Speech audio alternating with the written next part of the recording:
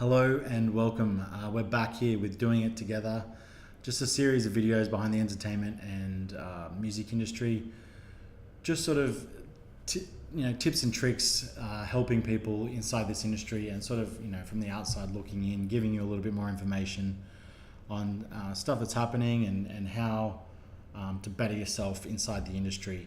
This video is strictly about invoicing and the issues that a lot of artists and entertainers run into when basically when they are invoicing and there are so many struggles out there with people invoicing venues and then not being paid and them not really knowing, not feeling comfortable how to go about chasing that up or whether they feel like they've done the right thing in the first place. The very first issue I want to bring up is, have you invoiced? This is a massive one for the first cab off the rank. Have you invoiced? I'd love to go into it at length about the amount of artists and entertainers I've spoken to that can swear black and blue that they've invoiced or, that they swear they sent that email off or that it's been lost, out there in the ether. But it's the first thing you should check before following up. Go through your emails, go through your text messages, make sure you've invoiced, make sure you've found the correct email to send it to, or make sure you've sent it to the right address if you're sending it by snail mail.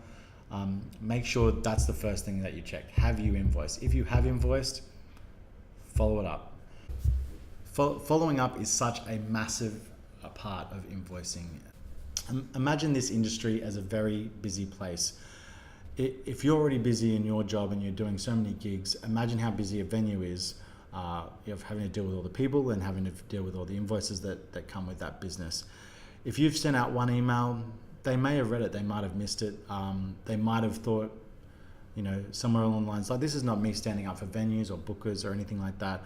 You just have to realize that if you're busy, other people are busy.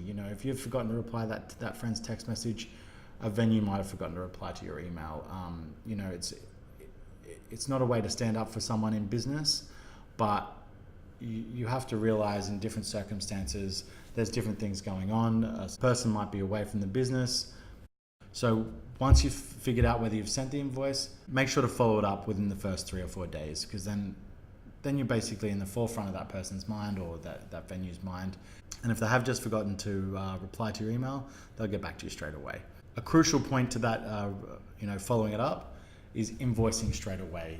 We have so many issues of people invoicing, a month later, 2 months later, 3 months down the track, and staff might even change by then. You might have a different venue manager in there or a different accounts person in the business now, and they'll look at your email and they look at your invoice and they're like, when is this? They don't even know you because you might have only done this one gig at that particular venue or for that booker, and they're like, who is this person that sent through this email and what gig is this that they're talking about? Even just the other day, I had the same issue with a venue that we booked for, where the manager sent me an email going, who the heck is this person? Because it's from a gig that they've done 2 months ago. And he can't, he literally couldn't remember the gig. Another massive crucial point is bank details. I know it seems silly. I know a lot of these things that I'm talking about seem silly, but they are not. You would be surprised how many artist entertainers send through invoices without their bank details. Or even, like an incorrect invoice for the wrong time, or it's, it has the wrong details on it, or they've invoiced you and the invoice is actually for a different venue. You need to take the time when you send the invoice out.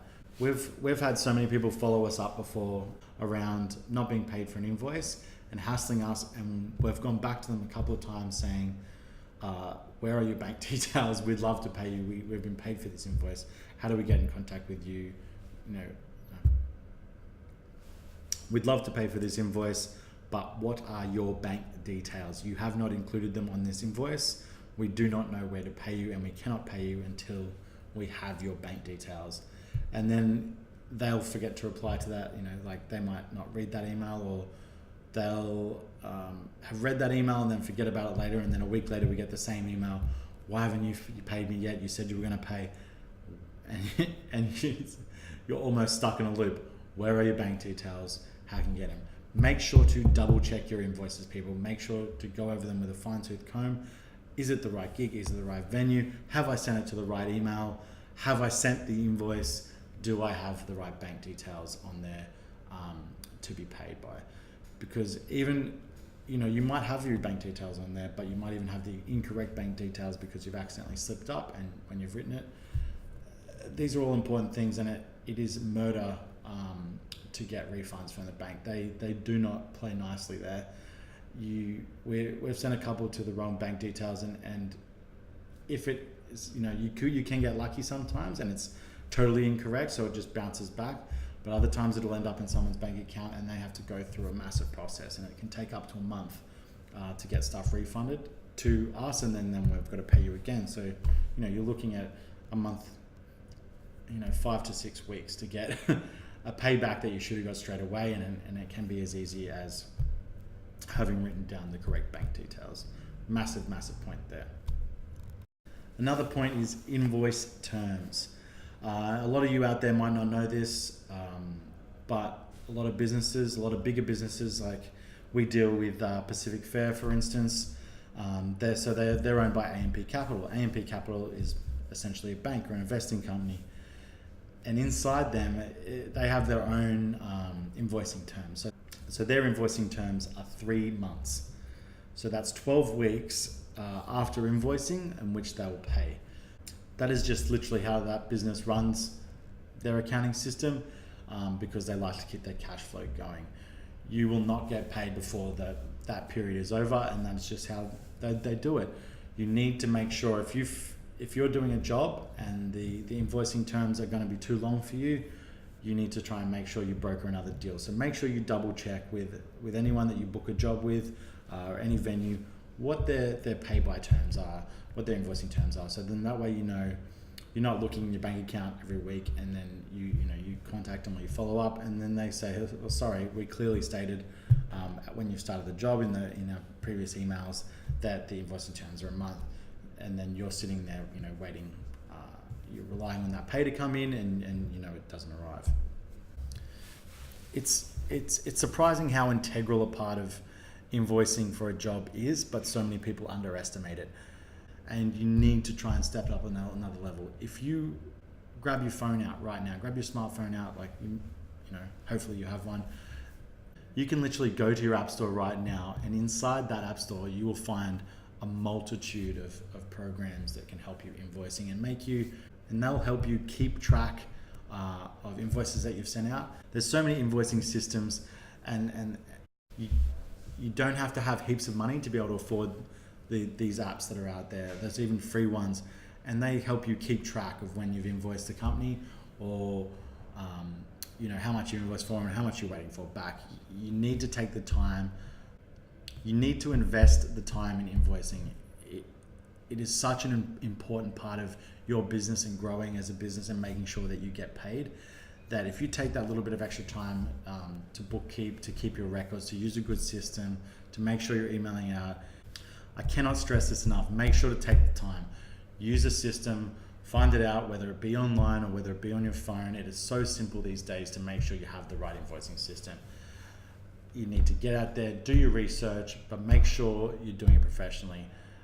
You cannot be sending emails with just the details in there and just your banking details in there. You need to take the time to act professional if you feel like you want to be treated professionally.